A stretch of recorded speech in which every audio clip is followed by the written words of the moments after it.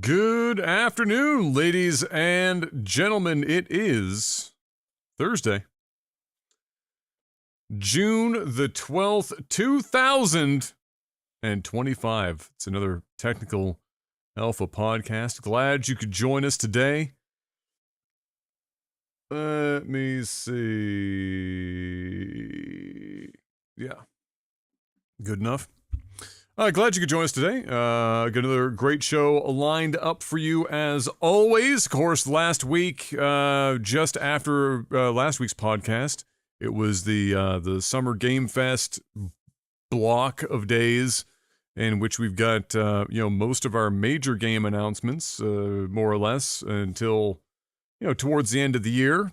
So we got some of that stuff to talk about, and out today, as mentioned in the chat already, yes, movies and TV will have something to talk about. For the first time in a long time, there is in fact something to discuss in movies and TV. It will no longer just be a jingle followed by, I've got nothing except Love Island had some titties. Shocking, I know, but we are actually going to get a little bit in that segment today. Again, glad you could join us. Before we get started, most important question of the week, Mr. Black, how's your week?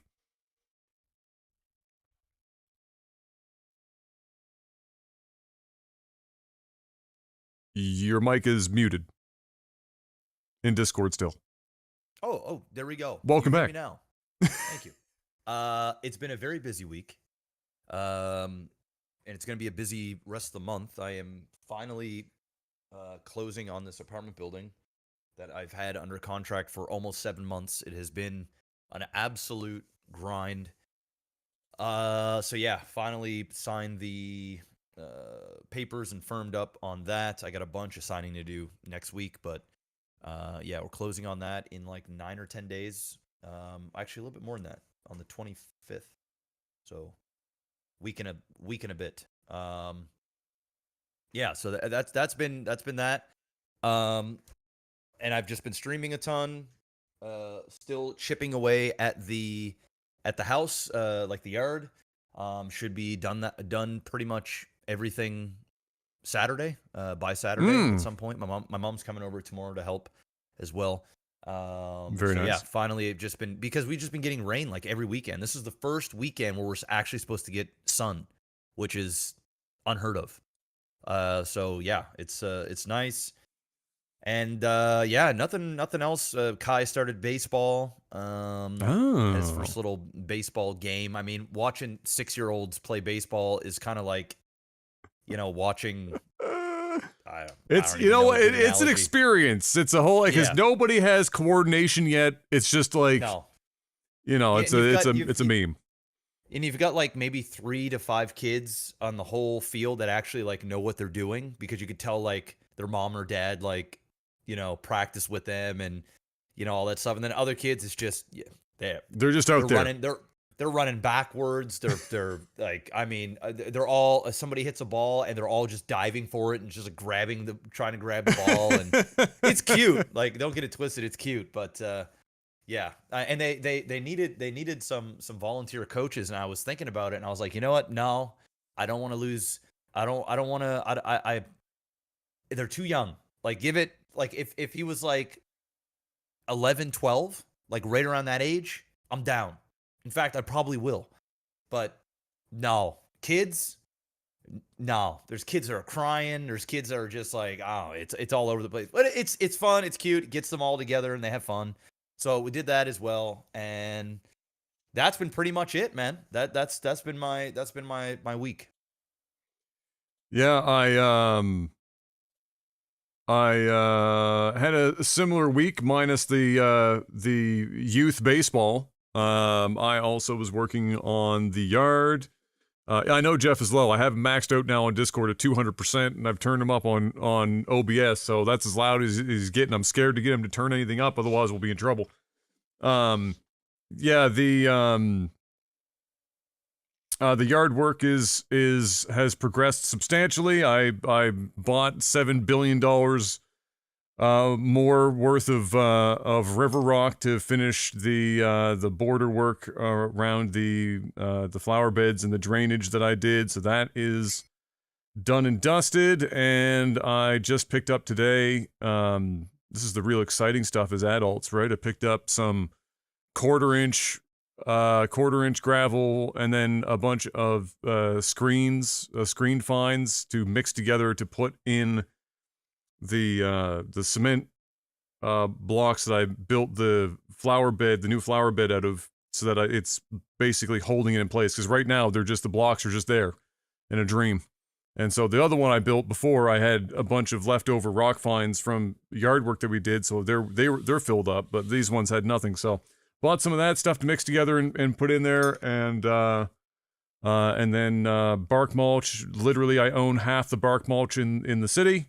It's currently sitting in my backyard, and so I will be distributing. I've been distributing the bark mulch, and I've got more of that to do. But otherwise, it's coming together. I put in a Japanese maple back there in a spot, and which I've been kind of headhunting for a while, because there's really only one species of Japanese maple that is the right size for where I wanted to put it, and it's one that is out of stock like fucking constantly. So when I spotted it, I picked it up this year, put that in, and so that's mostly done. So I got a couple other little things to do back there this year, but otherwise that's more or less it.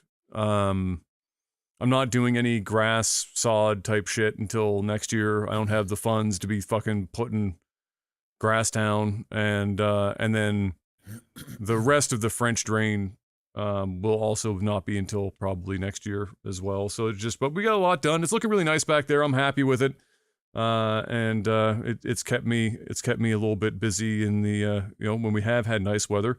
But it's true. I mean, we've had more or less dog shit weekend weather since February. Like, we haven't had a really proper one single full sunny day on a weekend in months. And so thankfully, obviously, you and I, if we feel like it, like I did, if it's nice outside, I just go do it, and then I work later. But everyone else, M and other people who are working, and even M gets away with it a bit because as a nurse, she works 4 days and then she's off for a string of days. And so, but the 9 to 5 warriors have been getting fucked. Oh yeah. Constantly for months now. And so I don't know if that will keep up or not, but for now it looks like this weekend might be okay. I haven't looked. I'm scared. I mean, it's supposed to be sunny. It's supposed to be sunny. It was sunny today. It's starting to cloud over now, but it's supposed to be sunny pretty much all. Well, actually, now it's calling for a 40% chance of rain on Saturday. Yep. But Jesus. I mean, I literally looked this morning. It was sun today all the way to Monday. So, I mean, we'll see. But overall, it's looking pretty good. It's looking pretty better than it has been. Anyway. Yes. Better than it has been. Yeah. No, it's been brutal in that regard. But we got that done, and some stuff around the house done, and so that's been good. And otherwise, I've just been squeaking in. I haven't even really got a chance to stream much this week, because by the time I've been done my yard work, it's late, or M is working first thing, and so I've been just taking more time to spend time with her when she has days off. We've been practicing her driving some more. That was something else that happened this week. So we're trying to get her in the car more frequently, because some of the problem is that there's so much time in between the ability of me being able to take her out, and like the last time that, like, it's just she's not retaining shit because she's just not in the car enough. She's in the car for like an hour, and then maybe a couple days in a row of that, and then a week or two goes by before she's back in the in the car again, and so she's just it's a slow burn, but she's getting better with some stuff now that we're getting in more frequently. Mom's helping out too, so if I can't and Mom's available, she's taking her out. So by God, she's gonna fucking have a license. It's the last thing we do, and we'll get that going. So that's mostly it. And just streaming whenever I get an opportunity. And during the time I did have streams, watched obviously the Summer Game Fest, which is what we're going to talk about today. The only other thing I did, I'll just drop this briefly, is I've been watching the NBA Finals, which have been fire this year. Thank God, the NBA Finals have been fucking snooze fests for an eternity, and this year has been a banger. Game 3 was one of the most fun NBA games I've watched in a very long fucking time. So, I'm just happy that basketball is currently, if anything, the nicest thing about this is typically whoever wins the championship. The NBA is like a copycat league. So whoever wins, like whatever team wins, a lot of other teams in the league look at that team that just won the chip and they go, okay, or their GMs will look at it and go, okay, guys, time to copy them. What is it that they did? Let's copy it. And that's how you ended up with everyone shooting threes after Golden State back in the mid-2010s had, the Splash Brothers and everyone just shooting threes. Like it was just 9,000 threes a game. And everyone started doing that. So this time, the two teams that are in the league are the teams that spend the most time taking 2-point shots, basically, the most time driving to the net, highest input on defense out of anyone, and the most depth in terms of how many bench players get used in a given game. So it's almost the antithesis of what we've seen for almost a decade, where it's like, bring me 3 superstars that I give max contracts, have everyone on the team shoot threes, fuck defense, and let's just go out there and shoot baskets over and over again. So we're getting the opposite of that. So I'm hoping that means that we're going to get, more of this, what I consider closer to actual basketball and not just a 3-point shooting competition on a nightly basis, which has been nice to see. But let's talk about some video games, Mr. Black, because we got a few things to talk about, which is, I'll mention some stuff. There's one right off the rip. I'm going to skip to the good stuff, because there's not a lot of games in this list that popped off and showed up at Summer Game Fest that I imagine you give a single solitary fuck about. But there might be one. And I'll drop it immediately. And I should have given you the link to it, but you can search this up anyway and you can check the trailer out if you want. You might have already seen it. Resident Evil Requiem, Mr. Black. Yeah, I saw it. Yeah. Looks Resident fire. Evil 9. I mean, I'll be playing it. I mean, that's the one series, that and Alan Wake are like the games I'll go and play. So I'll definitely play that. And I think it's supposed to be based off of the other Resident Evil from like PS2 days. It's like the daughter or something along those lines from was it Code or Outbreak or I forget.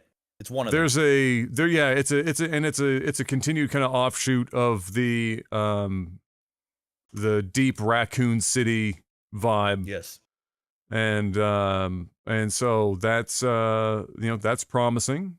And Capcom has been kind of just, I don't know if I'd say they're all home runs, but if I picked one publisher developer that has been the most consistently just good to great for a few years now, Capcom is the one. Like, do they have Game of the Year games? No. Are most of the games they're putting out like real solid, hard-earned 8s, 8.5s, depending if you're a fan, might even push a 9 in some categories, just real consistent, putting out good stuff and again, quite a variety.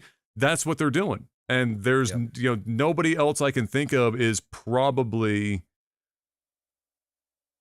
approaching Capcom on that front. There's not a lot of like developer-publisher combos that are as prolific either, so that's fair. Like Capcom has a lot of stuff on the burners at all times, a lot of IP constantly getting used, but they've been doing a really good job. So I think I don't think there's any reason to not believe that Requiem won't be anything other than also just another good game, and hopefully it is. It's Resident Evil after all. That's kind of their that's their baby.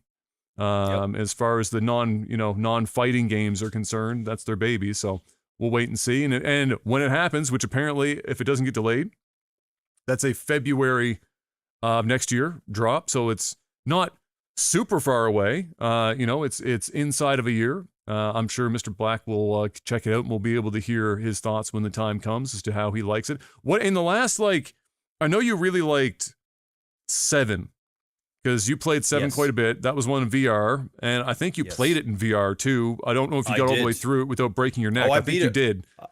I beat it. I beat it all in one sitting.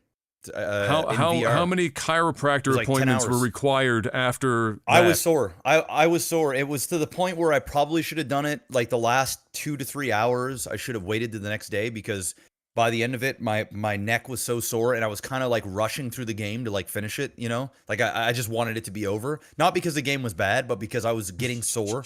And it was and you're in fucking, 3D as well. So like I would oftentimes have to take it off for a little while, like stretch, like realize that there's still real reality going on and then go right back into it. So yeah, it was good. But yes, I played all of 7 and I beat Resident Evil 8. And how did you feel about 8? Because I didn't play 7, but I didn't like it as much. I didn't like 8 as much. Mm-hmm. But it was good. Like it was the game was fine. Yeah, it was fine. But I like 7 so much more. I think, even though I didn't play it, from what I've seen of it, I thought that 7 closer represented, for old heads, 7 closer represented like original Resident Evil in terms of the balance between action and more like survival horror and shit like that. Yeah. And 8 felt closer to like a 5, where it was kind of leaning a bit harder into action-y elements. Yes. It wasn't as action-y in terms of like leaving the survival horror behind as 5, but that, like, if I had to compare them, that's kind of what it felt like. 7 was more like in the Resident Evil 1, 2, and 3, and then 8 felt more like you were in the 4, 5, kind of neck of the woods. I liked 8. I thought it was well done, but I can totally see, I could totally appreciate why somebody would not be in love with it as much as 7, depending on what style of Resident Evil. Because we've really gotten at least two very different versions of what Resident Evil as a franchise represents. Yep. And I'm not surprised that you would gravitate towards, as somebody who's played the originals, gravitate towards more the former and not the latter. More of a Final Fantasy, Resident Evil 7 situation. I can't believe that we've hit so many Resident Evils. I'm starting to mix up my Resident Evils and Final Fantasies. We're now at the 8s, 9s. Damn. We're hitting 10 soon. Resident Evil 10. That better go hard in the paint, though. Yeah, it'll be called Resident Evil X. 100%. Oh, 100. Yeah, they're not saying Guaranteed. 10. It's X. They're not saying 10. It's X. It's X. Is it? Wait. Was it a Resident Evil that had Mr. X? Is that? Yes. So maybe they just bring him back. Oh, yeah. Guaranteed it's going to be called Resident Evil X. I almost guarantee it. It's got to be. We also got Stranger Than Heaven, which was a Like a Dragon and Virtual Fighter developer, their next game. I don't know, like when I watched it, it felt like a trailer where there was a something that felt like a mic drop moment, like I was supposed to know who the fuck they were talking about. But this is like a corner of gaming that I just don't fucking delve in, so I'm uncertain as to what is going on there. I don't know if it's like tangentially related to the Like a Dragon universe or the Yakuza stuff or whatever, but they tried. And nobody in chat when I was streaming it, everyone else was as confused as I was, so I don't know what's going on there. Scott Pilgrim is making a comeback with Scott Pilgrim EX. That's like a side-scroller beat 'em up type shit. Yeah, exactly. Which they had one. Was that the Xbox 360 arcade? I think had the original Scott Pilgrim arcade game. Like it's that era, if I'm not mistaken. But it was pretty good. So seeing it come back is fine enough. Mina the Hollower is is from the Shovel Knight developer, and so as you imagine, it looks an awful lot like Shovel Knight, which is fine because Shovel Knight's a great game. And so if it's of the quality of Shovel Knight, I'm sure a lot of people are going to be quite happy with that. Then we got Lego Voyagers, which is kind of adorable. It's like a co-op Lego thing where you're kind of doing some light puzzle work where you're building things to solve puzzles or like get from point A to point B in a co-op fashion. And that's so it was kind of cute. It was certainly looking interesting. I like that there seems to be more local co-op games being made these days, and I'm going to attribute that largely to Joseph Ferris and crew for doing the It Takes Two and then the one from this year that I can never fucking remember the name of, even though it's also really good. They kind of have been championing and bringing back, I think, the co-op stuff. We saw a little bit more of that Onimusha Way of the Sword, which is like the next game in the Onimusha series. That we heard about before. It looks okay. It looks a little dated, but I'll cross my fingers because Onimusha was a great series back on the original Xbox. We saw almost an identical trailer that I can think of anyway of Mafia: The Old Country. We got an update for Lies of P and Lies of P Overture, which is some new DLC. What else did we get here? That was Code Vein apparently did well enough to get a sequel. I was unaware, but we got one. You might not even know what the fuck that is, but it's, how do you even describe Code Vein, chat? It's like Monster Hunter Dark Souls arcade thing. We also got a sequel to another game, speaking of Dark Souls, that was basically like the closest thing to a direct knock on Dark Souls, or knockoff on Dark Souls, which was, not to say it was bad, I played it and it was quite good, but Mortal Shell 2, and we got quite a lengthy trailer for that, and it looks pretty good. Again, the original was great. The major complaint about it at the time was it was quite simplistic, but it was also so painfully, somebody played Dark Souls and was like, fuck yeah, I love me some Dark Souls, and then went out and got as legally close to Dark Souls as one could possibly fucking hope to get. But in fairness to them, the combat mechanic, the core combat mechanic is enough to kind of separate it, but you still felt like you were playing fucking Dark. It was Dark Souls. This looks like more of that, but obviously a little bit more elaborate in its combat, and so I might give it a look-see when the time comes. That's supposed to be coming out sometime in 2026. And then we've got Mundfish, which is a developer that did Atomic Heart, and some others. Relatively small developer for a while, but obviously has accrued quite a bit of money because they put out a couple real major game announcements, and one of them was Atomic Heart 2, which is a trailer you can watch, and if there's something that you could take away, I think, from Summer Game Fest in general, there were two major themes. One, indie studios or smaller teams getting big highlights from Summer Game Fest, and two, tits and ass are back, baby. Ooh, we're so back. Ass. Titties and ass hell yeah. On display in damn near every fucking game you could think of. Atomic Heart, no different. Just get a little bit of that Art Deco tits and ass. Then we saw The Cube.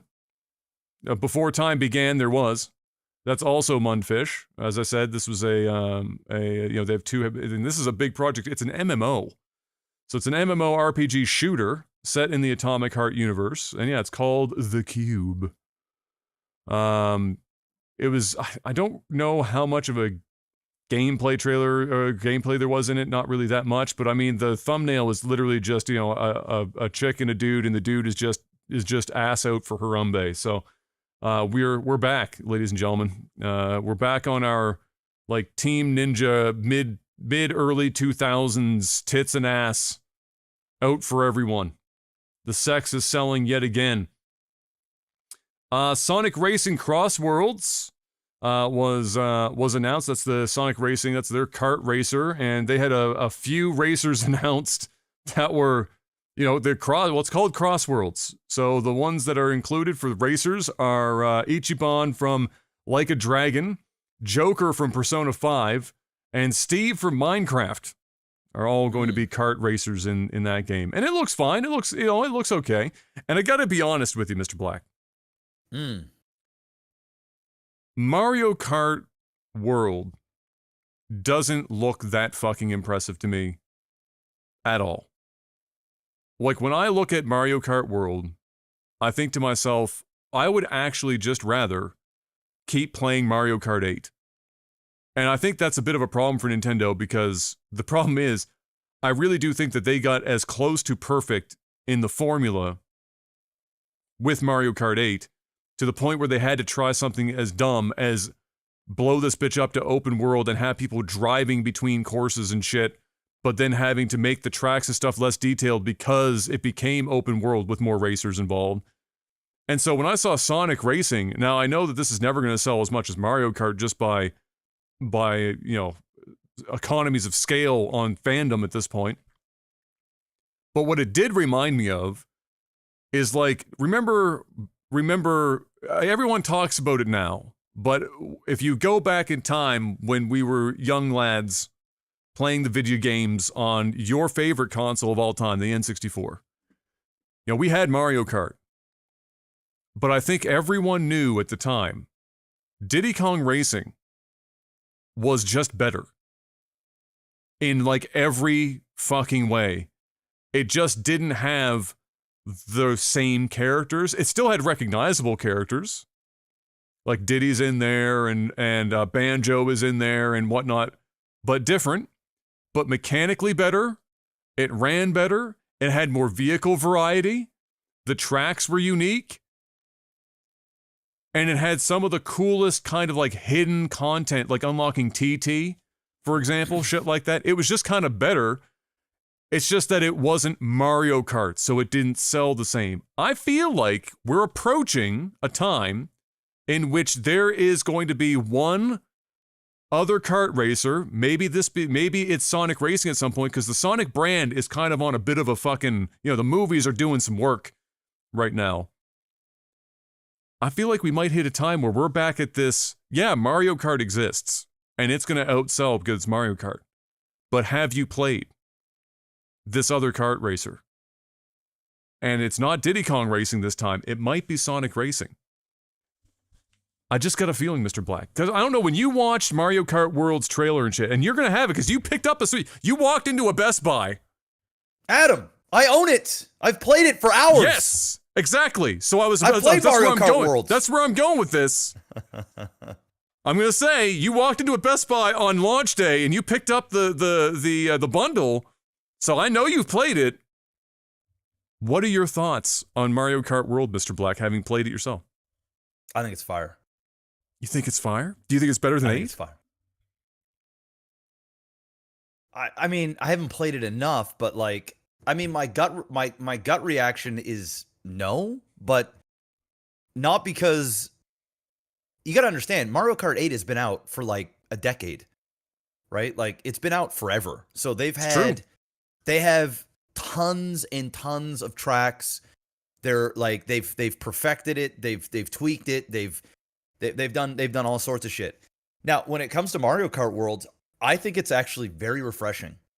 I really do. I think the open world type thing, and by the way, the open world type thing is only a certain mode.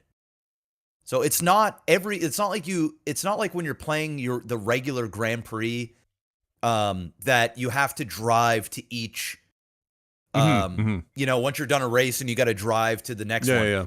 They have it set up in a way that what's cool is the tracks, and some people might find this not cool, but I think it's unique, because why would I want another Mario Kart 8?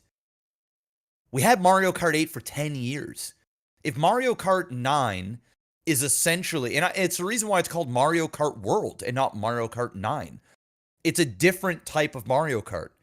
And I'm okay with that, because number one, it's different because, yes, there is a mode, it's called endurance mode, and it's basically you're driving to each checkpoint, essentially, or finish line. But then when you hit the finish line, the people in the back get knocked out, and then you keep going. So first it's like, hey, the top like 16. And then once you get to that place, then it's the top 12, then it's the top 8, then it's the top 4, then it's first place. So the people in the back, they start getting knocked out. I think that's interesting, and it's cool because like you're driving, it's an endurance. The whole race will last like 20 minutes. And it's cool because if you're in the lead, you can actually start to get an even further lead just by being really good. And it gets to the point where if you get really good, you know, like when you're in first place, suddenly you're getting hit by fucking blue shells, and it's just like unavoidable shit that happens to you. But like you can get in such a lead that like it'll slow you down, and then you can still kind of have that lead. It isn't where you're kind of getting cucked at the last second by somebody that fucking you know what I'm saying? Like just hit you with something.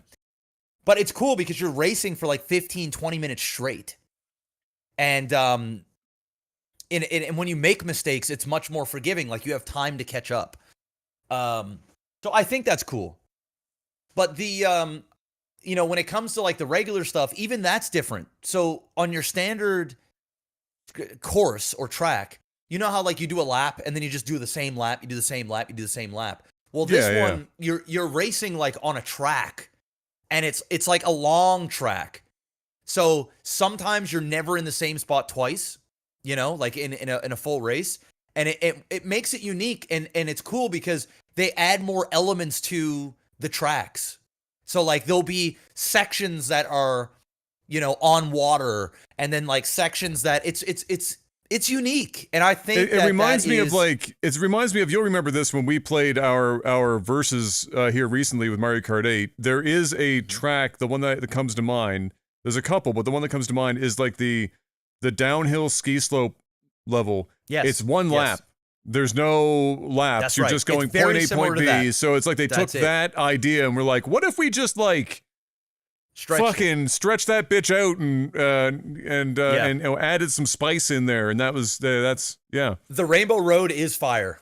There's like a lot of cool, and each track has like a different theme, and when you're picking your courses and stuff, you have like a world map, and you can see like on the world map, you can see how they all connect like a continent, and you can see all the different countries, and there's like different areas, and you can physically drive to different parts of the map.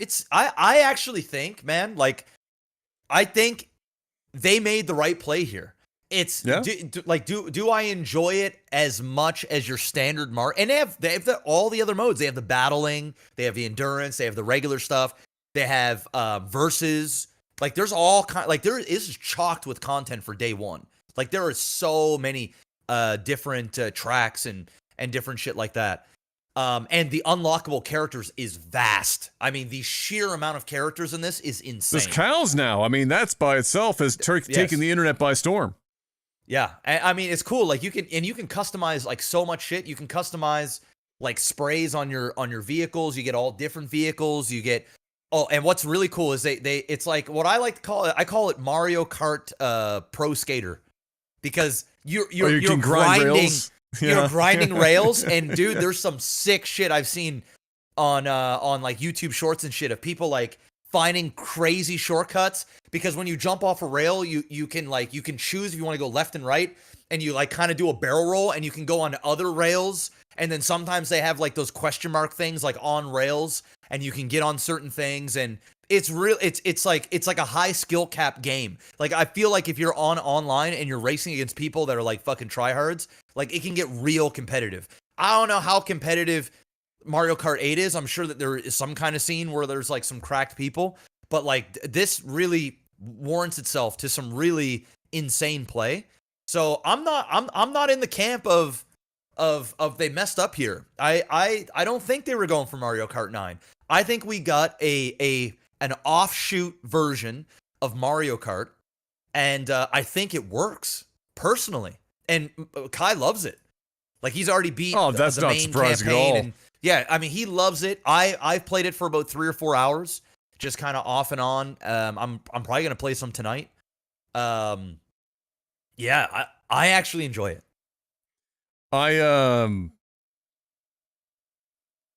And I've I'm done Sonic really- Racing. I own Sonic Racing. I own Sonic Racing 1 and 2. Oh, very nice. And they're not as good. They're not as good as Mario Kart. They're just not.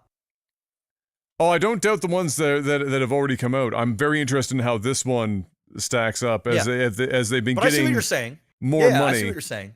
Now, people may fuck with the Sonic more, some people, because it's more of a traditional racing game. Like kart This is racer, a little yeah. bit different. Yes, exactly. This is a little different. Now, you still got all the regular elements. You still feel like you're playing a Mario Kart game. It's just the way you're doing the tracks is just different. Now, what I personally think, I think they're going to I think there'll be some DLC down the road where you'll get your standard track pack. And I wouldn't be like, I wouldn't be surprised to see if they literally import a lot of the classic tracks from Mario Kart 8 into Mario Kart World, and you'll be able to do your traditional racing as well. But I applaud them for doing something different because, bro, if this was just another Mario Kart 9, and it's just new tracks, it's virtually Mario Kart 8. It's the same shit. Like, how different can it be? Right? So It's true. I'm here for it. What I do, like, the one upside that I see to this format that they've chosen is that, you know, in the sense that they are likely to try and do with this what they did with 8, meaning, you know, they put this out and they have a 10-year timeline on this bitch, right? And so they're giving themselves with this new mode and just kind of not just mode but just general change in gameplay and the amount of different customizations and stuff that they're trying to fold in here. If Nintendo was sitting down and saying to themselves, okay, how can we set ourselves up to be able to build on a platform of a game for another 10 years like we did with 8, I think that this is a really good platform for them to build off of. And I'll be interested to see how they choose to do that moving forward. But for me, for me personally, it's not that I think that it's bad per se, so much as just it's different. It's different, but like I want to be able to, because I guess for me, I would have to play the knockout mode because on video, to me, it looks so bland. It did not sell, like what they showed in video for those new modes did not sell me at all. I would have to get my hands on it and play it.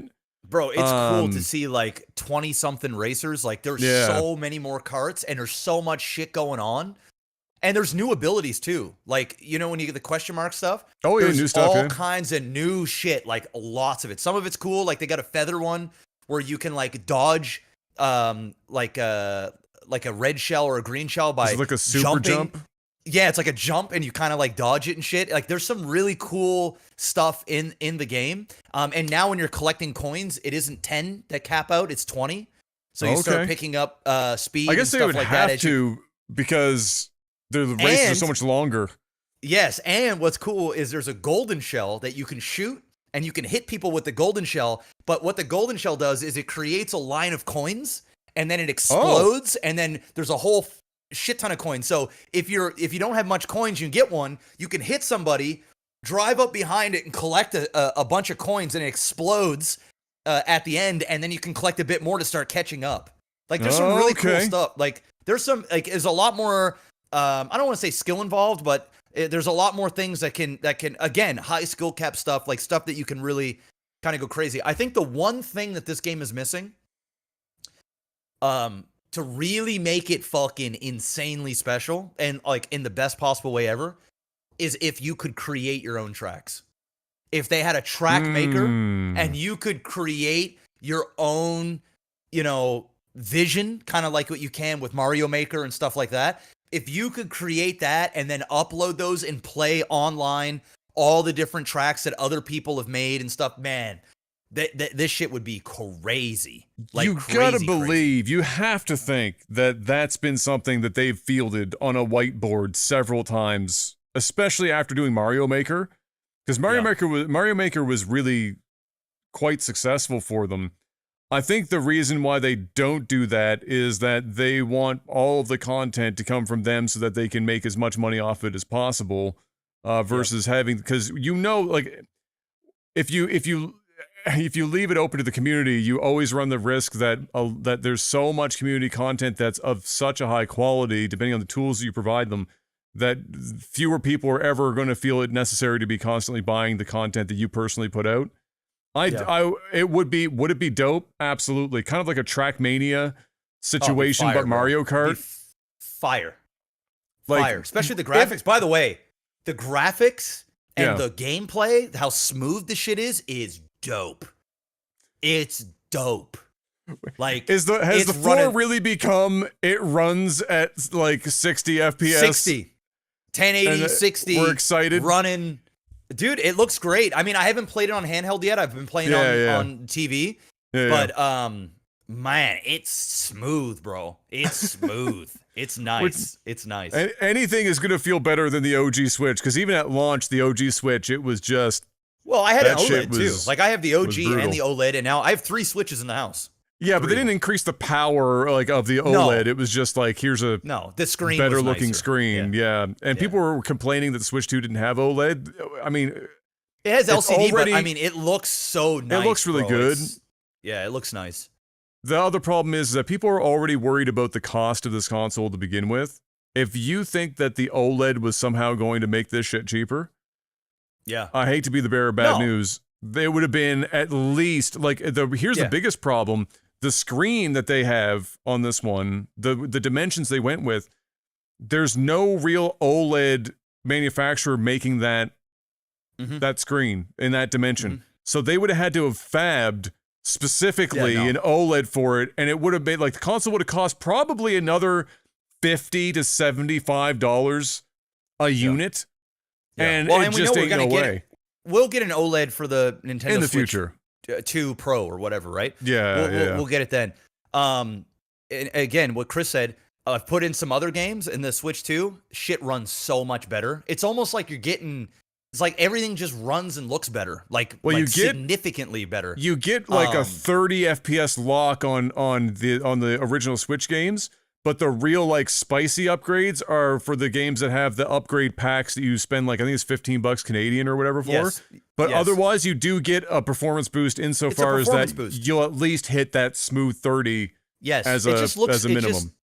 It just looks better. And I will say this, the machine feels so much more when you're holding it, substantial. It doesn't feel like this plasticky piece of shit.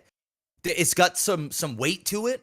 The Joy-Cons don't feel like little plastic shit turds that you clip in. They magnetize in. They snap in. It snaps. Is it a nice satisfying? It's satisfying, bro. When I first put it in, I took it out, put it in, took it out, put it in. I was like, let me just put the tip in. Okay, now the shaft. Okay, let me get the base. I was just in and out, in and out, in and out, in and out. I'm like, damn, this is nice. And of course, I bought an extra set of Joy-Cons. I don't know why I did. That shit was $129. $129 for Joy-Cons. Joy-Cons! You weren't feeling the joy on that, Mr. Black. You were not. No, I was not feeling the joy. But I said, "Fuck it, man. I'm splurging. I got and I don't regret the purchase. It is expensive. Do I think it's worth it day one? I don't. I really don't. I think because you're really just getting Mario Kart right now. That's the problem. That's it. It has a launch title. Believe it or not, I think I'm gonna pick up Cyberpunk and I'm gonna play Cyberpunk.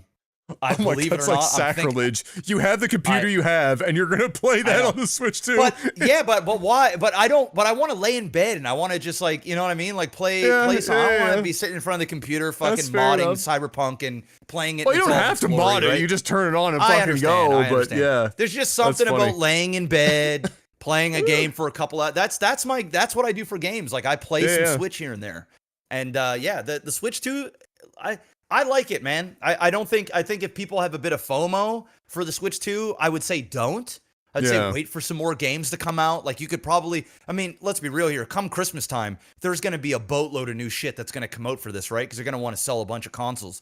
So I would probably wait until Christmas time and then see if there's stuff there that you really fuck with. Or if you're a diehard Mario Kart fan, this is it worth going out and spending like 1,000 Canadian dollars or like 900 Canadian dollars? I don't think so, personally. But you know, if you got the money and you really want to experience Mario Kart World, it's a good purchase. It's just, it's expensive. It's very expensive. And the thing is, it's not going to get any less expensive. Cheaper. So like, if you're gonna buy it, whether it's now or later, it's whatever. But if like right now, I think really the only game that's like probably selling like wild, like fucking hotcakes is Mario Kart 2, Mario Kart World, and rightfully so. So anyway, I digress about the Nintendo Switch 2. Mario Kart, Adam, it doesn't suck. The next time you're over, you can check it out. Yeah. It's fun. It's a different game experience, and it's close enough to 8 that you still feel like you're playing the same game, but it's almost like you're playing in a completely different mode. But enough similarities to 8 that it feels like a natural progression. It just feels good. It just does.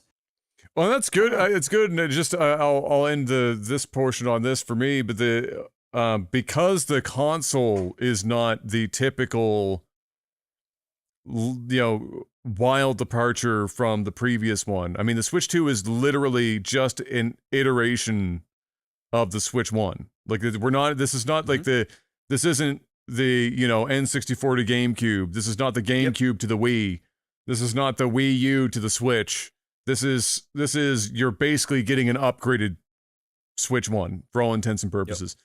And so the places that Nintendo are going to look to differentiate are probably going to be in those core franchises like Mario Kart, where they can say, okay, how do we make this a totally different experience to some degree, familiar but different enough so that it doesn't get lost as this is just an upgraded console with a better battery in it and call it a day. And that's what they've done with Mario Kart. So I think they're on the right track. At least at least as far as setting the stage, like I said, for that 10-year, how do we keep this game going for the next decade and sell 40 billion fucking copies of it. Where was I on my list here? Oh, dude, one of the most random. If you haven't watched a trailer for this, look up Felt That Boxing. FELT, Felt That Boxing. And check the trailer. Somebody took an absolutely catastrophic amount of drugs and sat down and said, guys, I've got an idea for a game. What if we had Muppets on drugs boxing each other? And somebody was like, yeah, that sounds good enough to me. And I gotta be honest, it looks pretty fucking dope. It looks completely fucking insane. The humor is hilarious. It's literally like a Muppets Punch-Out. It's great. It's fucking. And you probably know it's funny as probably looks funny as fuck when they get fucking knocked out cold and they're just like muppeting around, just like 100%.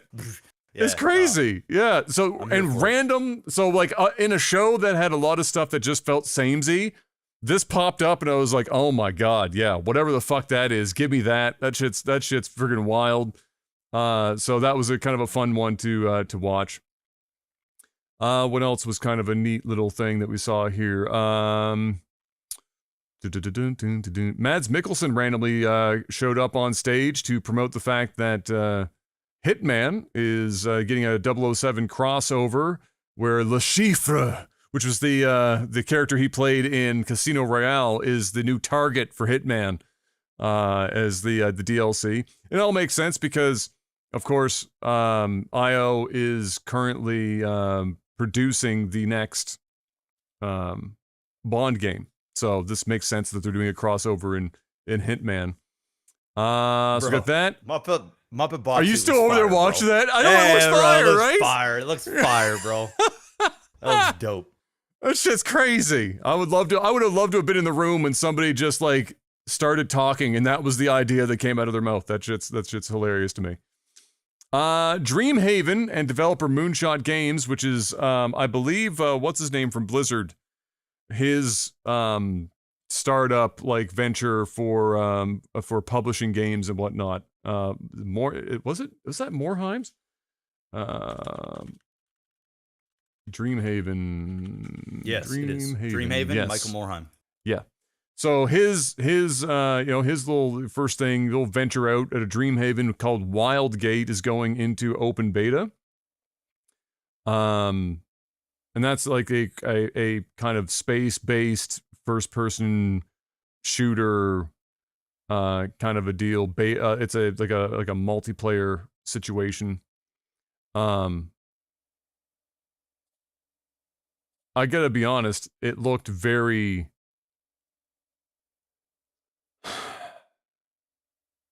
Bro, this shit looks. I'm just gonna say it, bro. Shit looks like ass, bro. Yeah. Okay. There you go.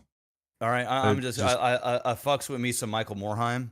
Fucking awesome dude. Met his wife, had dinner with them.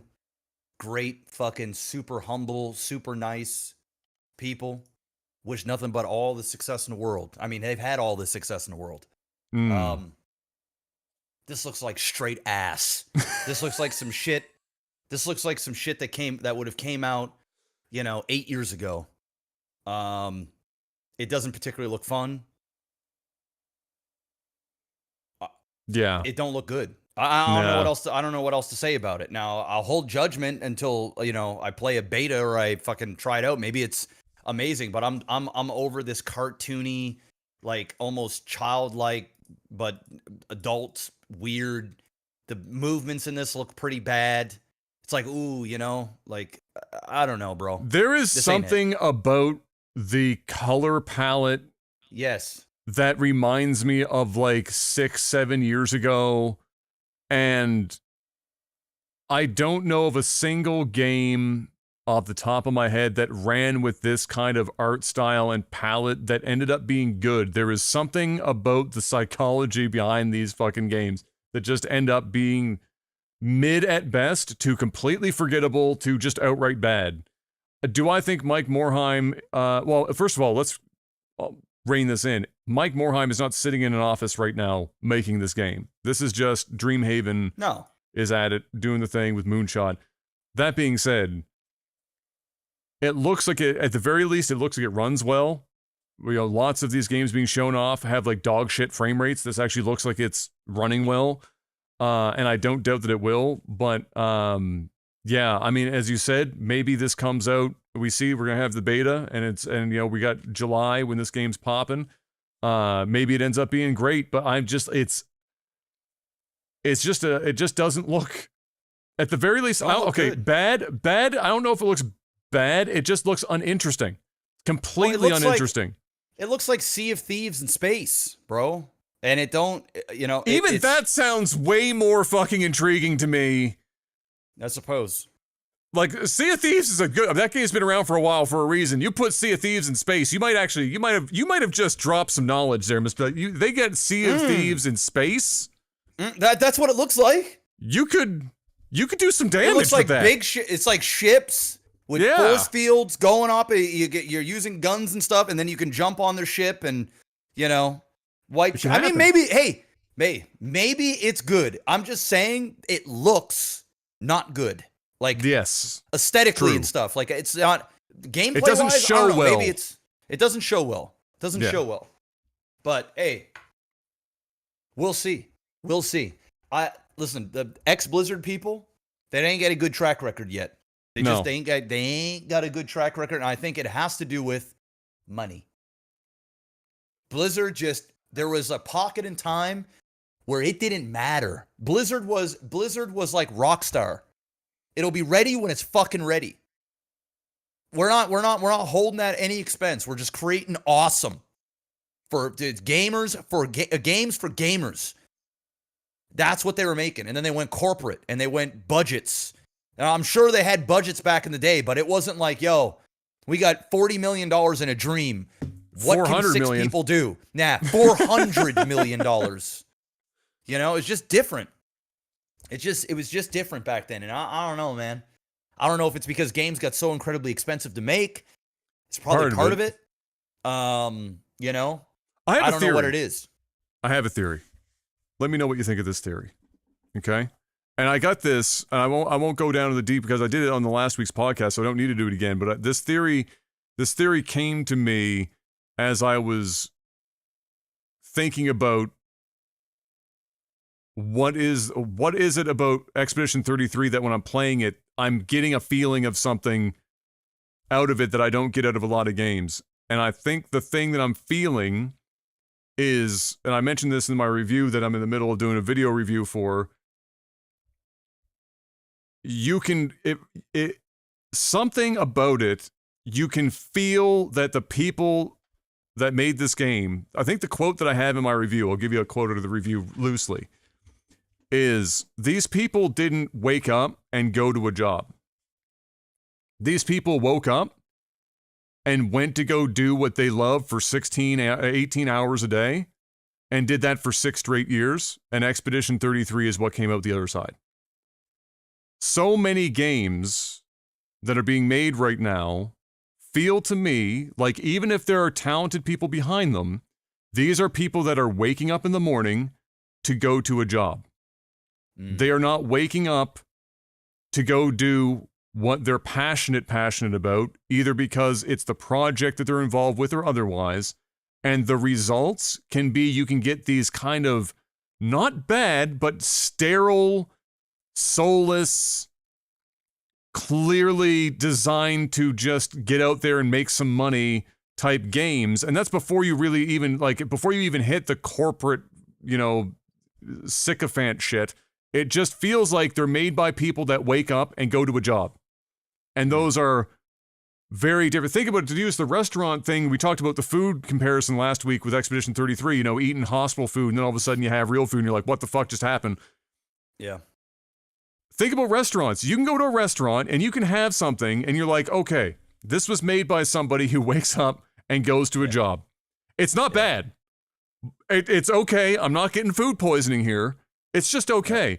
And then you can go to a hole in the wall somewhere, run by like 2 people, and they put some food in front of you, and it's a fucking religious experience. And it's because they didn't wake up and go to a job. They woke up and went to whatever the fuck they love and did it for 18 hours a day. That is my theory. On current games, the corporatization has made that more of a problem because they've scaled these developers out to like fucking 10,000 people, and it's just gotten bloated, and the budgets are insane. And so you have people going to work. You don't have people waking up excited about what they're doing and being invested in it, because it's not the same. It's not Blizzard in the 90s where it was literally 15, 20 dudes sweating in a basement, but they were loving what they were doing. It's true. It's Bethesda with 30 satellite companies, 5,000 employees putting out Fallout 76. Yeah. That's my theory. It's good. And that's kind of what Wildgate feels like. Not bad. Like technically well made, but feels like a game that nobody really sat down and said, I want to make that. They sat down and read the market and said, this could probably make money.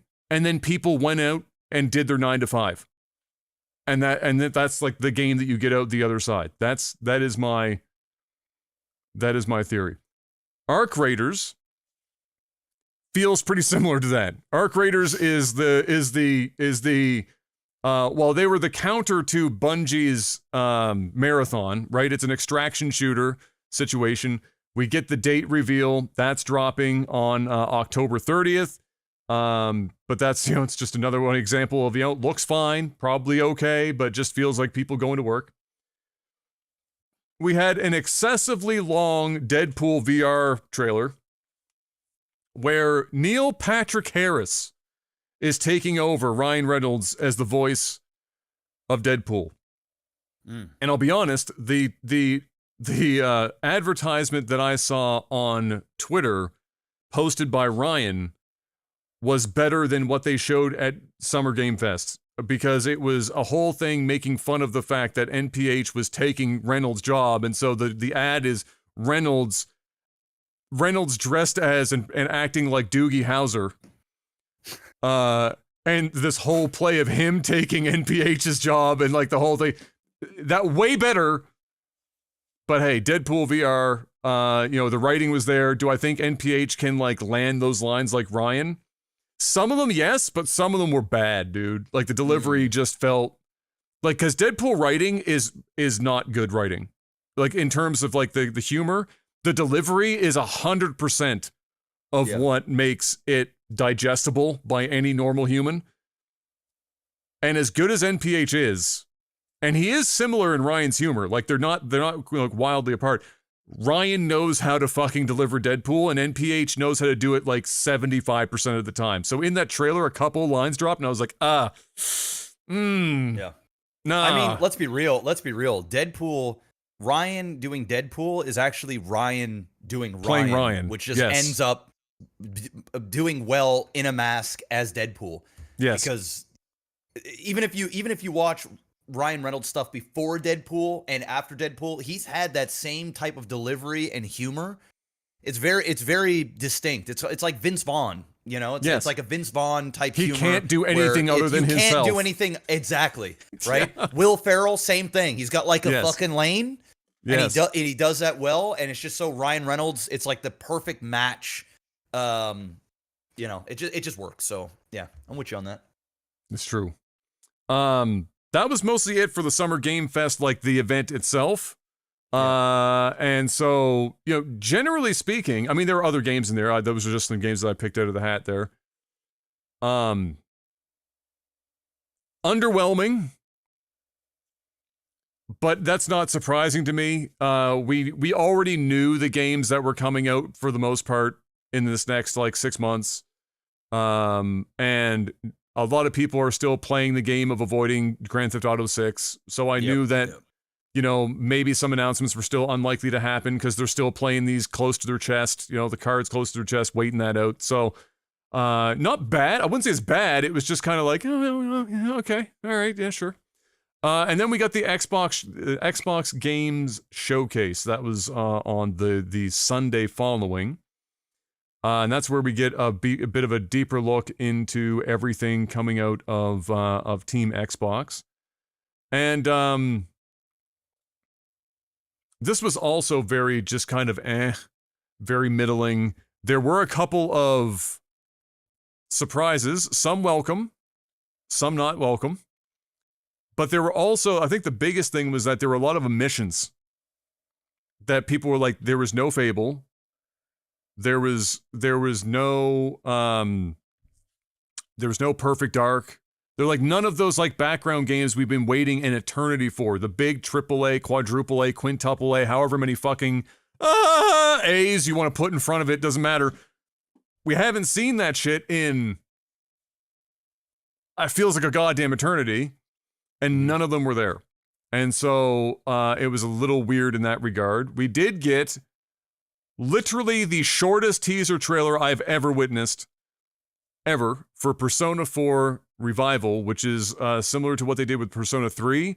They're doing a remake of Persona 4, and of all places, this showed up at the Xbox event, so that was quite interesting. Now, that said, Persona 3 and some others are on Game Pass, so there is a relationship there, so that does make some sense. But we got very little. It was actually 3 seconds. That was the whole trailer. Woo! It's like, it basically just, it exists. And that was the show. So we'll get more of that perhaps at the end of the year during the Game Awards season. But we at least know that it exists. They teased Hollow Knight Silksong, which is like the fucking unicorn of the video game world now for I don't even know how fucking goddamn long it's been. People are still either on copium or they've given up hope.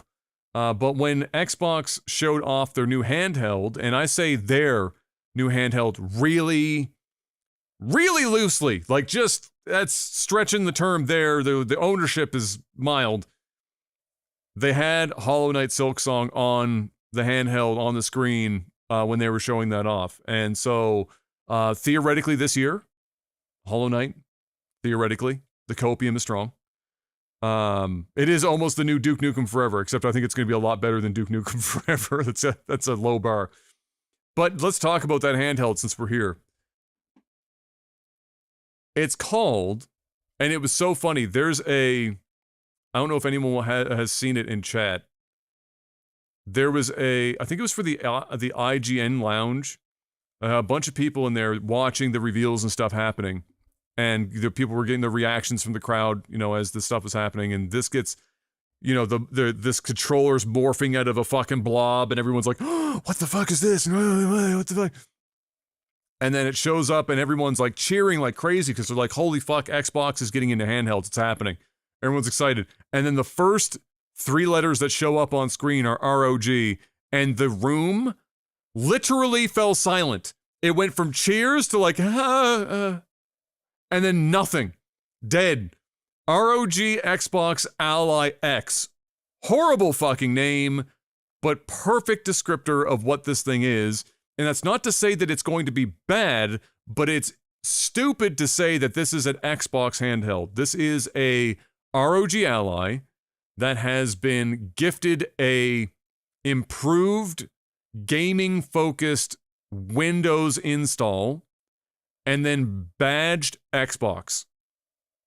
That's what this thing is. This is not Xbox's own handheld. They just went to somebody in market that already has it and badged it their own.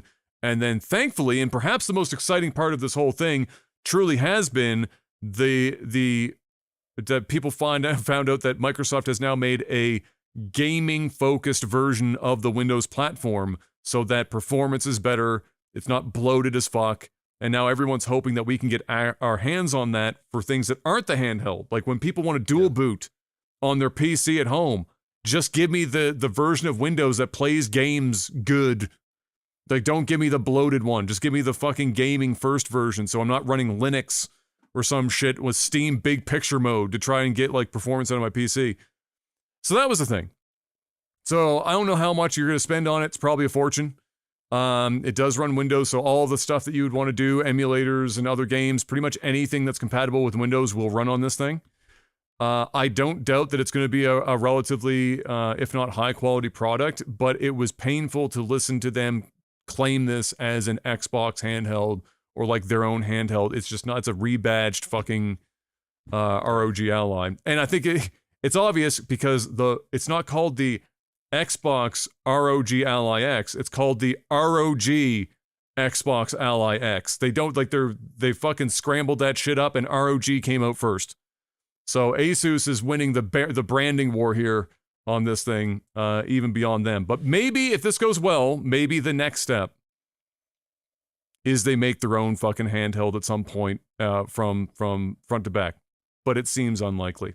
We'll have to wait and see just how good that is. But there you go. You'll have now. You could go spend $4 million on whatever the fuck this is and play Cyberpunk 2077 in bed on this bitch. And it will look and run better than it will on the Switch 2. But I don't even want to know how much they're going to charge for that bitch in Canada. I don't know. I don't think they have a price yet that I saw. It's going to be expensive. How much was the Switch? You get the bundle though, so it was. I got the bundle. I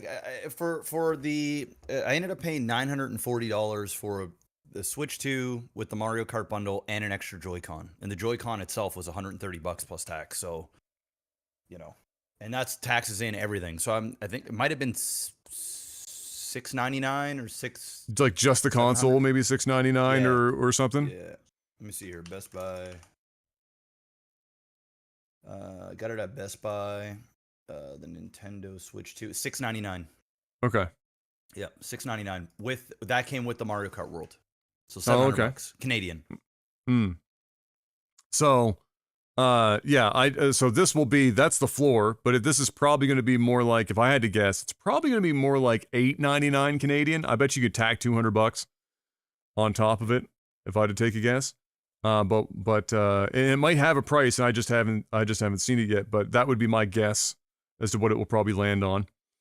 Then we saw that that Game Freak doesn't just make Pokemon games. They also make what look to be Dark Souls tangent games, like Beast of Reincarnation. When I saw Game Freak's name pop up on the screen after watching the trailer, I was very confused. All I could think of is I thought you guys just made poorly developed fucking Pokemon games in 3D now, but apparently not. They've got this now. To be fair to me, it was running at 3 FPS. So Game Freak is still Game Freak. The game running like a fucking pile of hot smashed assholes. But it's Game Freak making something that's not Pokemon, and that's kind of fucking wild to me.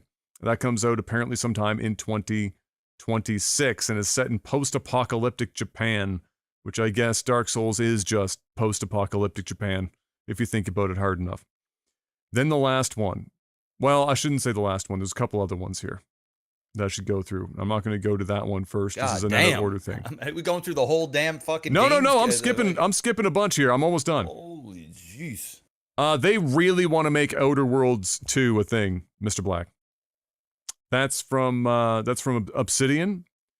They're trying really hard to make it the thing. In fact, after the game showcase, they had an entire thing that was just for Outer Worlds 2. And I just need somebody at Xbox to understand that while there are a number of people that are going to look forward to that game and play it, stop trying to make this happen. It's not that game. This is not a flagship title. Don't try to make it a flagship title. This is like trying to make Avowed a fucking flagship game. No. It's good, but you gotta hit something way fucking harder out of the park than Outer Worlds 2. It's just not it. They had Clockwork Revolution, which I think I like the splash screen for this game more than the actual gameplay I've seen for it, but the art is quite dope. And that's coming out of In Exile, which has done some great stuff in the past. Remember that FPS that had like the dude from Rick and Morty where the guns were like all alive? Do you remember loosely seeing a trailer for that? Like the first one? It's a couple years back now. Even back when that came out, the humor was already like dead. I don't know who that market is, really. Like 17-year-olds who are discovering pot for the first time, maybe. That's the demographic. But whatever it was, they made enough money that they're making a sequel. So take that for what you will. We saw Ninja Gaiden 4, that still looks like Ninja Gaiden. Gears of War Reloaded, they're remastering the OG, Mr. Black. Which, I'll probably go back and give that a rip. I haven't played Gears of War literally since 2 came out. Like, I played and beat 1 and 2, and then I dropped that series. But it looked great, and Gears of War was a good one. Oh, here's one that you might actually want to check out, just occasionally, because this one might come to the Switch too at some point. Remember Super Meat Boy? Yes. Fire game. I beat it. Fire game. Super Meat Boy 3D. They made the game into 3D now. So all the levels and everything, 3 dimensions instead of just the 2, which sounds like that wouldn't be that exciting, but when you see it, it's kind of fucking insane. Because if you think about the level design in Super Meat Boy, and then you think, well, how the fuck that happens in 3D, and I was like, God damn. Yeah. So that's pretty dope. Grounded 2 was announced, which is weird because I feel like Grounded 1 just literally hit 1.0 release after being in early access for an eternity. So that's that's insane. What else here? None of that was... Oh. So you know how they have the world premiere guy? The world premiere. Yeah, world premiere. Yeah. Okay, so everyone got real excited and a little hyped for a second because out of the blue, he didn't say like world premiere. He said world fucking premiere. It was bleeped, but they dropped a fuck. And so everyone was like, what the fuck does that mean? Excuse me? Big. What a curse, something big. Something real big. Because you don't just drop a world fucking premiere and then follow up with some limp dick bullshit. And they followed up with some limp dick bullshit. Invincible versus the fucking fighting game based on Invincible. I was so upset. Some horse shit. The Final Fantasy VII Remake games, if you hate yourself, you'll be able to play them on Xbox soon. So there's that. Or you could just play Expedition 33 and be reminded what an actual JRPG should be in the year 2025 and just never play the remakes and then just go play the original Final Fantasy VII. That's totally on the table, and you should 100% just do that. And then the biggest disappointment of all, and this is the last one. They had Phil Spencer. I will say this. Phil Spencer looking great. My man hit up the Ozempic. He lost an easy 60 fucking pounds. Dude looks 20 years younger. Crazy work. I was wondering, I was like, why haven't I seen Phyllis in a hot minute on camera? Well, now I know why. Ozempic and maybe a chin tuck to follow it up, because he literally lost 60 pounds. I swear to God, dude looks actually 20 years younger. But he came out and he said all of his usual shtick, and then they dropped the one more thing. And I said, all right, here we go. This is it. It's got to be something like Fable. They got to have something hitting hard here. What are they finishing with? And they show the trailer, and it's nondescript, and it could be any number of things. My mind even just briefly, before it was brought back to earth, and I reminded myself that this is Xbox in the year 2025 we're talking about, and so clearly they're going to make the dumbest fucking thing happen possible. I thought briefly this was going to be Titanfall 3. Nah. And then I stopped myself, and I started shaking my head. This is on camera because I watched live, and I just started doing this because it dawned on me what it was, and sure as fucking shit, the last thing that they drop as the title card comes out at the end is Call of Duty Black Ops 7. Oh, number 7. And I wanted to scream. Nobody fucking cares. Anyone buying Call of Duty is not watching the show. Nobody can. The people buying Call of Duty don't even know who the fuck you are, Phil, let alone the fact that they're excited you get on the Ozempic.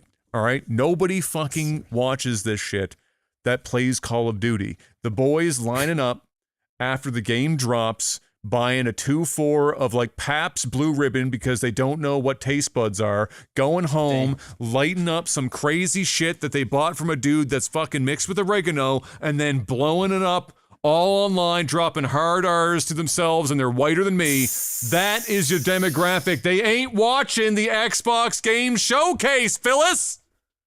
Why are you ending with Black Ops 7? What? No. But they did, and nobody cared. Not a single fucking person cared. Everyone knows Call of Duty is coming out. It's every year. It's a TikTok. It's a Black Ops, Modern Warfare. Black Ops, Modern Warfare. Yeah. Yep. How many shades of Nicki Minaj's ass cheeks do I get to play in Warzone next? Like, that's all anyone, like, stop. Stop the madness. But that's what we had. And so there were like sprinklings of like, yeah, okay, neato, I'm happy that's happening.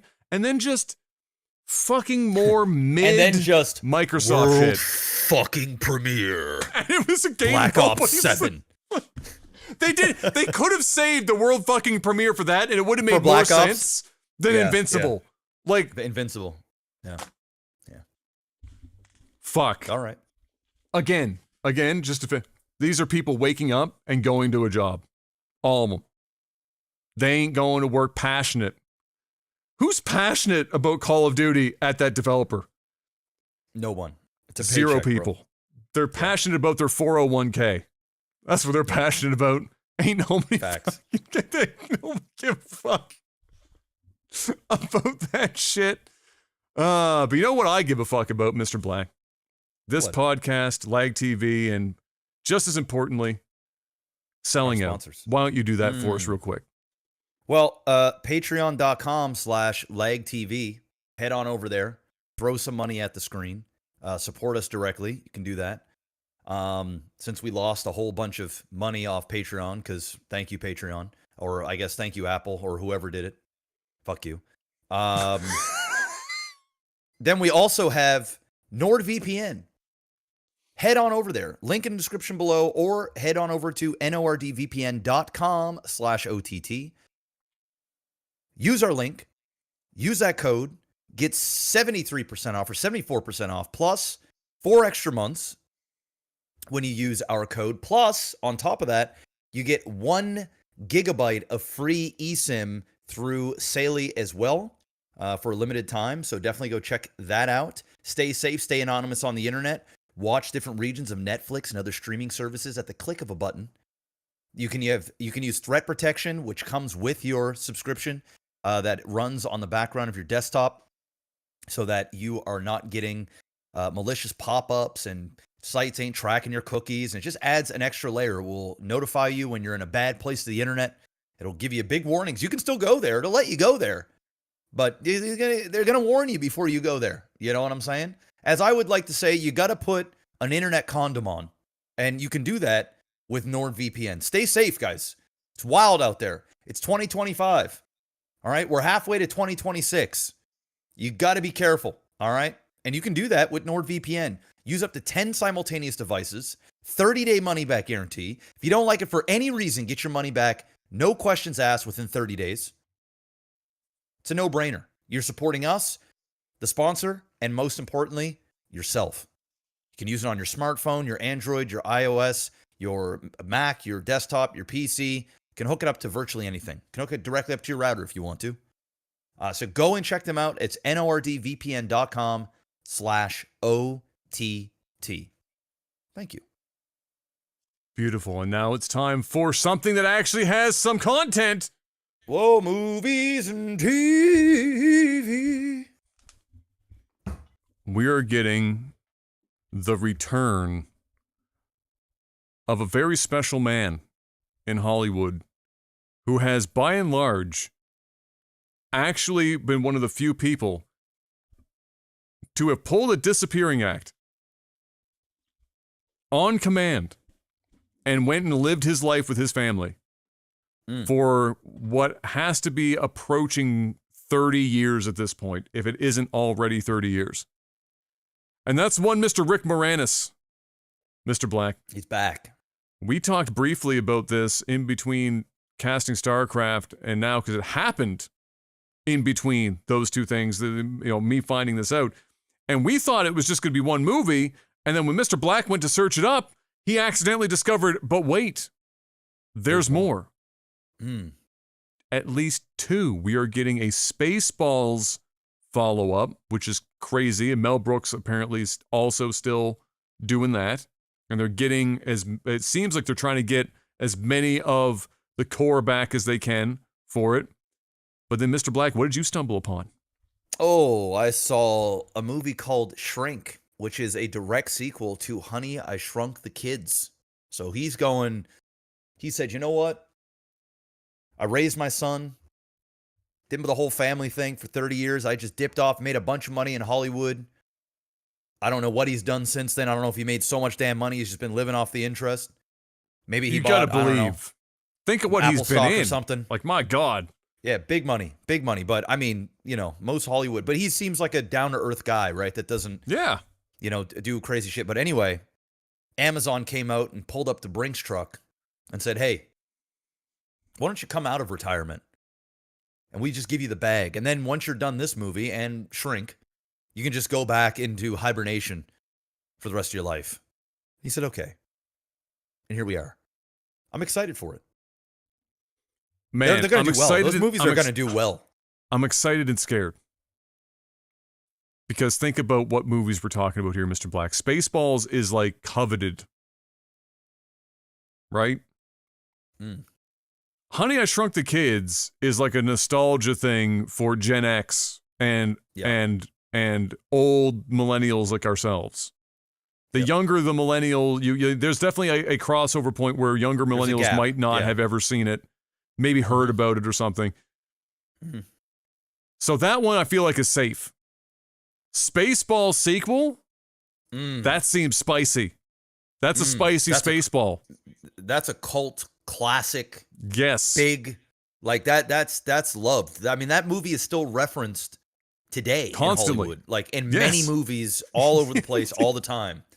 So, who knows? Maybe they come back and just ruin the whole fucking thing. I hope not, but we'll see. You know what we need though? If we're getting these, maybe this signals that there is still time to do one more -1 cast member, bless them, Ghostbusters film and have Rick back. It's possible. It's possible. I mean, they are still making Ghostbusters. They are now, so it's true. You know, maybe there's some cameos that come in. Who knows? But dude, Rick's a G though, because like how many guys, like we were talking about this earlier, like again, and we talked about the fact that this was a guy that wasn't a B actor. This was a guy getting leading roles in nearly everything that he was getting involved in, and loved by everyone. Yep. And then literally woke up. I would have loved to have been just wake up in the morning one day clearly and thought to himself, "I'm out." Yep. and then just he probably didn't even leave the bed. He probably picked up his phone, which was not a cell phone at the time. I can tell you that much. No, it was on like one of these things. Yeah. Called his agent. It could have been a cell phone. It was just the size of a shoe. Yeah, it's like, hey, how's it going, agent? I'm out. And his agent's like, whoa, wait. My 10 to 20% commission. You were making millions and millions of dollars. Listen, okay, how about this? How about you just take 6 months? All right, just take 6 months. Think about it. No, I'm done. 30 years later. Hey, agent. I wonder if it's the same agent, dude. How fucking crazy would that be if you're that agent? Oh. Yo, imagine just getting a call and just like, yo, Amazon is offering me $12 million to make Spaceballs 2. Yeah, there's going to be a new Honey, I Shrunk the Kids. It's another 10. You want to get rich? You win? Yes. All right. That's pretty much it. That'd be so fucking gangster if it's the same agent, same phone number. Even better, same phone. Rick rolls out of bed, picks up the same. Damn. That shit would be hard as fuck. His agent is like that meme from the Titanic. It's been 87 years or 84 years. Yeah, I'm back. That shit would go hard as fuck. But yeah, listen, hey, man, I wish him the best. I bet you he's the type of guy that I bet you he was a consummate professional. So when he shows up, he's probably not going to miss a beat. He's going to roll right back into that shit. And I'm watching both 100% when they come out. You know, I hope that he has a resurgence like the guy did in Everywhere, Everything All at Once, or you know, he just won an Oscar. Everything Everywhere All at Once. The dad. You know, the guy he was in with Harrison Ford. He was the kid in Indiana Jones. Quan. Something Quan. Yeah, so he came back after like 30 years, but the thing is he didn't quit Hollywood. Hollywood just quit him essentially because Asian guy. The things started changing. You know, at the time he was a little boy, and then he became a teenager, and he just couldn't find. They just weren't. He didn't get the typical like child actor like thing. No. He didn't get that same kind of thing. So to have him come back around was great. That's true. Yeah. So maybe it's up to him. Clearly, we know Rick's calling the rules here. Right? He's calling the shots. Yeah. This is a man who bounced. I do believe it was, and chat was right. I think the impetus at the time was take care of his kids and raise because I think his wife passed away at the time, and so he said, "I'm out." And so I don't doubt that this will be like him showing up in the moment that he doesn't feel it. He's just going to say the same thing. He's going to call up that agent on that same phone. And the agent's going to be like, please no, Rick, this has been 30 years. We only just got started, brother. Don't do it. He says, no, it's too late. I'm out of the game. Yeah. He's coming in. He's probably getting some big paydays though, bro. Big paydays. I mean, I would imagine he's been offered stuff over the years. Like, please come back, do this. And he's nope. And then what do you think the odds are that he was approached for one of the Ghostbusters, more recent Ghostbusters one, just to like be on screen? Yeah. 100%. No doubt about it. No doubt about it. So that's kind of exciting. That's like the biggest thing that happened in movies and TV in a fucking like age. Hasn't been much else. Do you have anything else that you've spotted on the horizon, or have you heard anything on the deal? There was the SAG-AFTRA like a voice talent thing that's been happening. That's been a bit of a dumpster fire, like leaked Discord messages and shit, and people trying to go like there's a whole rat's nest. I don't know enough to sit here and talk about it, especially if you don't know anything yourself. But the SAG-AFTRA strike thing came to a close, but there's been some major fallout in the voice talent wing of that whole thing. and I wish I'd known more, but I just know like the surface stuff, and that some big names in voice talent had started getting involved, because it was kind of getting out of hand. But yeah, so that happened. But other than that, I guess that's pretty much the show. Em and I haven't got a chance to see Mission Impossible yet, but we still plan on going when she has her time off. And other than that, that's it. Oh, I'll say this just as an anecdote before we move on to tech support. After the first game, NBA Finals or whatever, while doing watch along, and somehow I can't remember how it came up. I don't remember what it was, but we were talking about one of the advertisements in between was for what is it that's getting that Liam Neeson's doing, the Naked Gun or whatever, they're redoing or doing a sequel to the Naked Gun where it's all the sons of the original Naked Gun, like Leslie Nielsen, O.J. Simpson, like remember at the very end, O.J.'s picture's there, and the son sits there and looks at the camera and just goes, no. No. So that came up, and it just had me thinking about like Leslie Nielsen or whatever, and I talked about like one of my favorite movies, which is on YouTube in full. It's Bad Golf Made Easier. And I watched that at my grandparents' place because my grandfather had it on VHS at the time. It's like literally, it's only like a half hour long, 35 minutes long. If you've ever golfed in your life and know anything, even a little bit about it, and even if you don't, it is one of my favorite, most hilarious fucking like 30-minute blocks of it's making fun. It's like a parody of a golf instruction video where everyone is trying to improve themselves at golf, especially in the early 90s or whatever when this came out. All the apparatuses and all the bullshit. Oh, yeah. And Leslie Nielsen's character is there to like break all of that and just be like, listen, basically it's like we're all dog shit. And like the slogan in it is I don't play golf to feel bad. I play bad golf but feel good. Is like the whole slogan. I like but that. in the beginning, like they're going through the beginning, this camera's panning with like some soft golf music in the background, and Leslie Nielsen's doing this voiceover, and these are all Leslie's students that he had helped like last week or whatever the fuck, and they're all doing these random fucking things. One dude he's got a whole rack like the driving range, but it's not a bunch of balls. It's like 50 fucking sand wedges or golf clubs, and he's just picking them up and practicing throwing his club over and over again, as if like you're on the course and you're salty, so you're throwing the club. Pissed, and so he's just getting good at throwing clubs. He's just getting good at throwing the club. Fucking phenomenal. It's an incredible movie. And it's not even a movie, it's like 30 minutes. It was one of those directed VHS kind of things that Leslie Nielsen wanted to do. There's a couple of them, but definitely check it out. It's on YouTube for free. Definitely check it out. Either way, that's all I got for that. Which means it's time for Tech support. Patreon.com/LagTV is the place to go if you want to financially support us. And apparently, Tim Apple, you can, for $5 or more a month, you get a couple of perks. Chiefly, 30% of that goes to Tim Apple until the lawsuit goes through and they finally stop forcing everyone to give 30% of all payment processing on the platform to Tim Apple.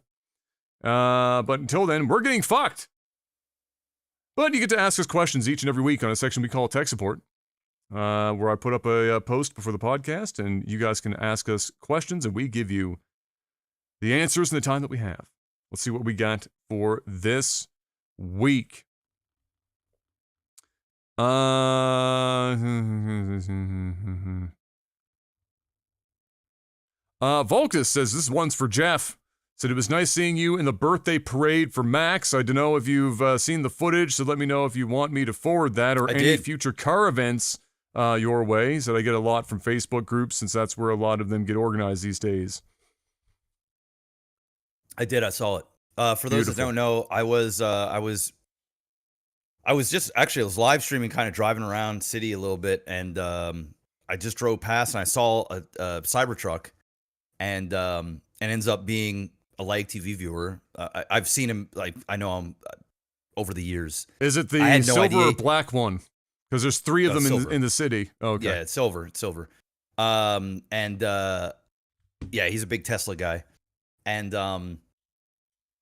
yeah, I pulled up, just going to show it on the stream, and it ended up being him. And he said, I was like, whoa, what's going on here? Because there's a bunch of cars. I was like, what's going on? He said there was like a 6-year-old boy or something. It was his birthday, 6 or 7.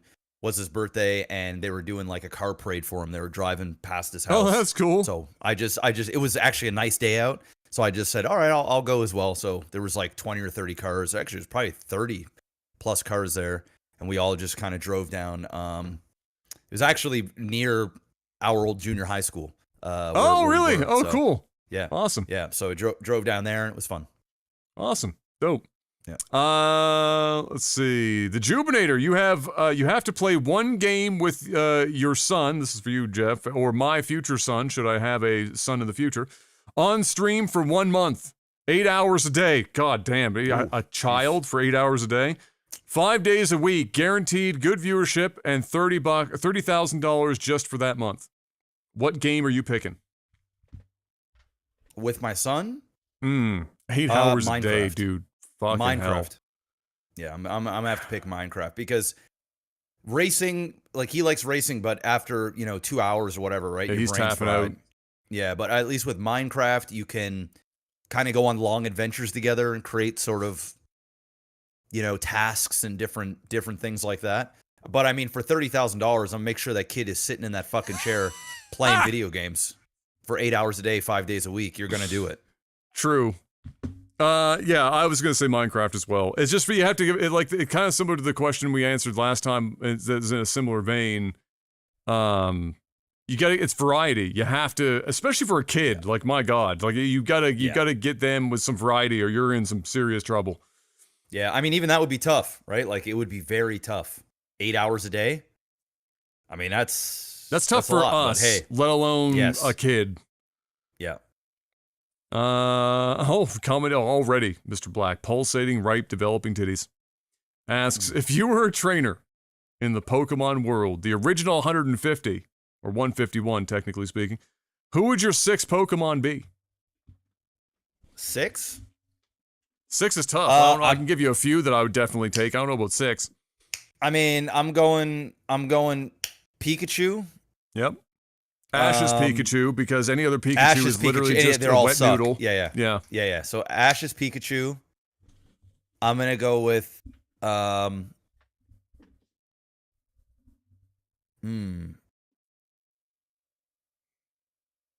gonna go with a stuck between a few. Well, I got 6 of them, so I may as well just I'm gonna go with Charizard. So I got a lightning, I got a fire. I'm gonna go Alakazam. Mm-hmm. I'm gonna go Zapdos. Zapdos? That was like a Zapdos and a Blastoise combined there. Yeah, Zapdos. That's a dangerous Pokemon. Zapdos. Yeah, Zapdos or Zapdos.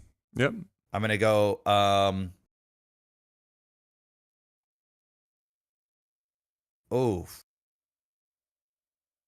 Oh man. I'm gonna say it's getting tough. Yeah, it's getting tough. I'm gonna say I'm trying to think of trying to have a variety so that I can actually kind of strategize a little bit. So I've got fire, I don't have water yet. I guess we'll go Blastoise. Mm-hmm. I don't really like Venusaur all that much, so I'm not going to say Venusaur, but I'll go so that's what? 4? I get 2 more. I'm going to go Snorlax cuz he's my fave. Shit. And you know what? I'm going Gyarados. So I think Gyarados is just cool. That's cool. That was Crimp's favorite. Crimp's favorite Gyarados Pokemon was Gyarados. He's just so fucking cool. And he comes from a Magikarp, which is true. Dope, you know? You go from a bitch to holy shit. Gotta work for it. Gotta work for that dub.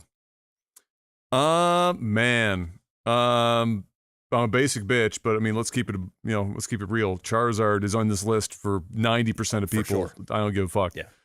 Especially if you're talking 151. So Charizard, Alakazam's my favorite Pokemon, period. So I have to include them. So Charizard, Alakazam. Oh geez. If I'm trying to be strategic about it as well, this definitely does get a little complicated. You know what though? In all honesty, if I was trying to cover my bases, and I don't know if I have a bunch of like, I don't know if I have a favorite grass type. I don't know if I have a favorite water type per se in the original 150 anyway. There's some more that came after in like the next like generation or two, but this is going to be a half cop out, but this is probably what I do. It would be Charizard, Alakazam, Leafeon, Vaporeon, and I got what, 2 more to go? Yep. Let's see. Jolteon. And then one more. Of those eons. That covers, well, yeah, it covers, that's my evolutions, but I don't need fire because I got Charizard. That's right. And I think I'll go Dragonite.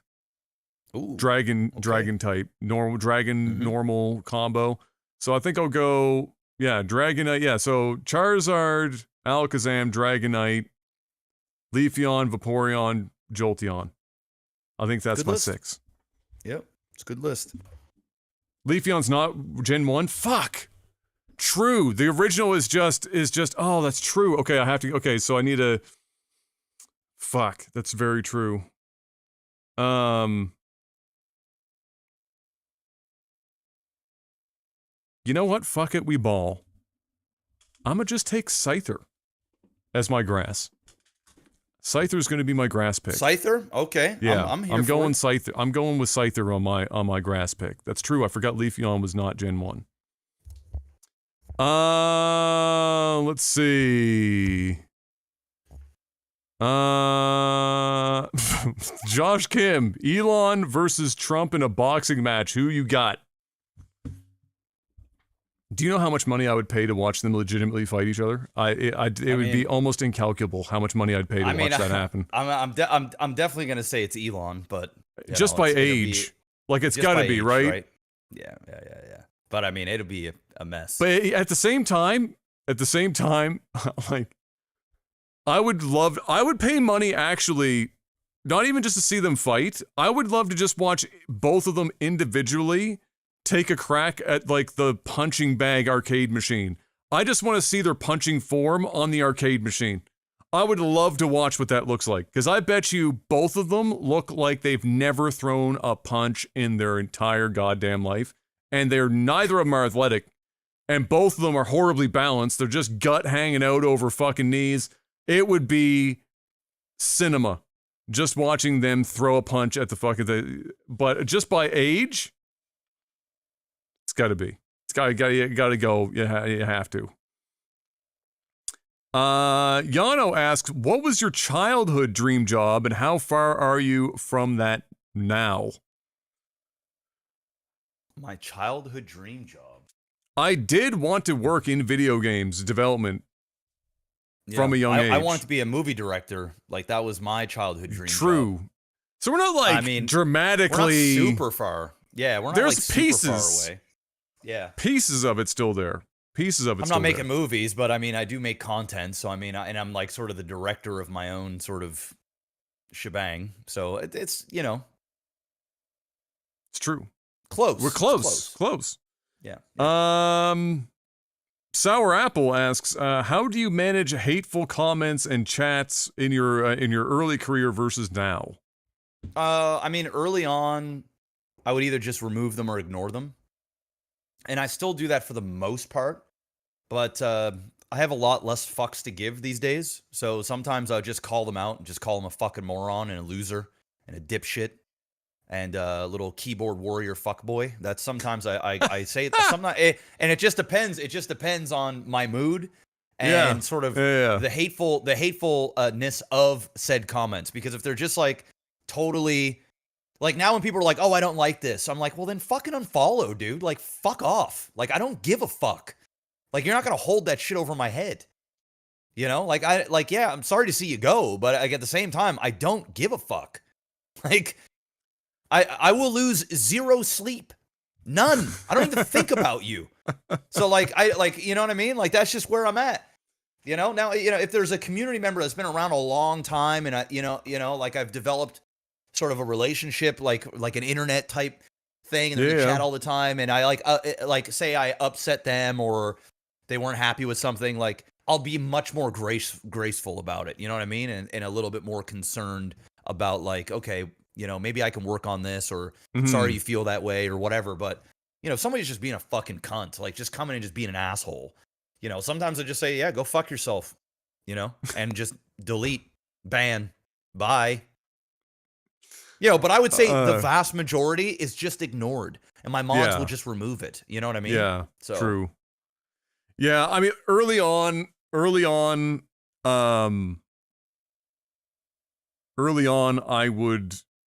I would typically just ban if I felt like it was somebody who was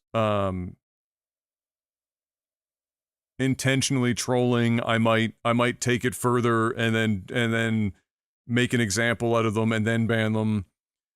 But honestly, like, I've been quite lucky. Like, even when my stream was, significantly larger than it is now, my ban list, if you took out the bots that are like more recent years where bots became a problem, like my ban list is really short. Even from when I had, hundreds of concurrent viewers, I've always managed to have a pretty low number of true assholes rolling through the stream. And in my YouTube comments, whether that's live TV or my personal stuff. So I've not had to deal with too much of it. Once in a while, my vice is when I know it's somebody who's not trolling and they're just being a dick about it, or they're doing some dumb shit, and then my vice will be I will spend an inordinate amount of time elaborately ringing them out in public, either through debate directly, like I've invited people into Discord and had I've just one-on-ones with people for hours. There's some famous ones. People won't do that with me though. Like, I call people out on their shit and I'm like, hey, you want to air it out? Let's go. Yeah. They just won't do it. Right. There've been a couple over the years that took it up, and then it's just like 5 hours of whatever the fuck, because I'm stubborn until it's done, and then it's same, like, banned, and I never think of them ever again, like which is the end point for pretty much all of this. But for me, it was always like, it was stubborn, but also I wanted to show people that sometimes you got to understand. There got to a point in internet culture where people had a hard time discerning who's trolling and who's legitimately being a dick about it. Yep. And how you treat those two people, for me, was always different. And so that was the thing for me. But in more recent times, it's very rare in that instance when I get into that anymore. I just don't. It's the same. I just ban people. I don't. I don't have the energy to do that frequently anymore, so I just ban people whenever the opportunity arises. And again, still, especially today, because streams like 30 to 50 people, I don't worry that much about trolls. They're very rare to roll through, and they get banned by my mods immediately anyway. I have daily, bro. Daily. Oh, that's not surprising. You're an RP. Daily. Yeah, you are RPing while black, even, which is like, that shit's just, even more harsh. It's just a cesspool, bro. It's a cesspool, but yeah. It's true. A lot of bans. This one comes in from Seth. He said, guns out, suns out, guns out, which is what I said is at the top of this week's tech support. Suns out, guns out. Said, Jeff and Adam arm wrestling, who comes out on top? Mr. Black's got me right now. Mr. Black's in the gym daily. Daily. Not daily. I am in my refrigerator daily. That is as far as it goes. I do yard work. I haven't lifted a dumbbell except to bring them over to put them in this home. I have not actually lifted a dumbbell in a hot minute. I would be useless in any strength, anything right now. So I think Mr. Black's got me on that front easy. Also, I have like terrible wrist strength. Even when I was at my peak form, my wrist joints are dog shit. They're really loose.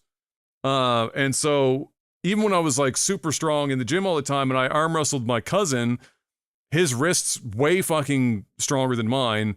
And so it was a real struggle for me to put them down just on wrist strength. Like Yeah. I've got like this going on here. If you've got this right here, pro tip, Yeah. it means that the ligament that's here has been weakened, which can happen for a bunch of reasons over time. Yeah. I mean, But I've the broke worse mine, that- so like I've got is, the weaker this ligament is. You'll probably notice if you're like this, especially if you're picking up something heavy and your wrist goes in a certain direction, you'll feel your wrist, like mine, will come out of joint. My wrist will literally pop out of joint. Yeah, mine ain't that bad. Yeah. They're very weak. And even when I trained wrists and stuff, like I could get strong in like this direction, but like anything in this direction, I'm fucked. So and in arm wrestling, this is even more important than pronating in many instances. I'd be dog shit in that regard. No doubt about it.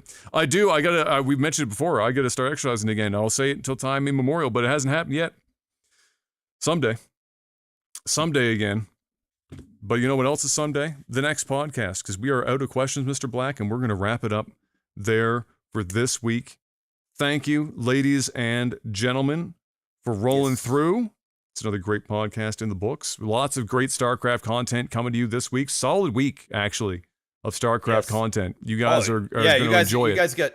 You guys got some good stuff coming. Some good stuff coming this week. Got some fire on the way. So enjoy that. We will see you guys again next week. And until we do, stay safe out there. Have a good one.